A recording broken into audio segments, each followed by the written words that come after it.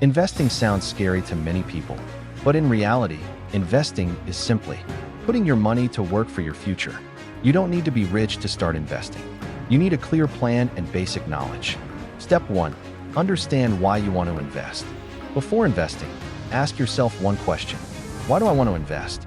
Is it for financial freedom, for retirement, or to grow long-term wealth? Knowing your goal helps you choose the right type of investment. Step 2. Start with an emergency fund.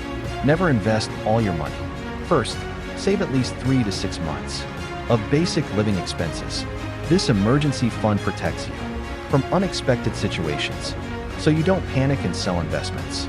Step 3. Learn the basic types of investments. There are different ways to invest money. Stocks give you ownership in a company. Bonds are loans you give to governments or companies. Mutual funds and ETFs spread your money across many investments. Beginners should focus on diversified and low-risk options first. Step 4. Start small and invest regularly. You don't need a big amount to start. Start with what you can afford and invest regularly every month. This strategy is called dollar cost averaging, and it reduces risk over time. Step 5. Think long-term, not short-term. Investing is not a get-rich-quick scheme. Markets go up and down, and that is normal. Successful investors stay patient and let time and compounding do the work. Step 6. Keep learning and stay consistent. The best investment you can make is investing in your knowledge.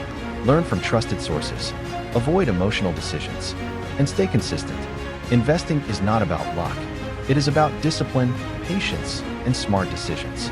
Start small, stay consistent, and let your money work for you.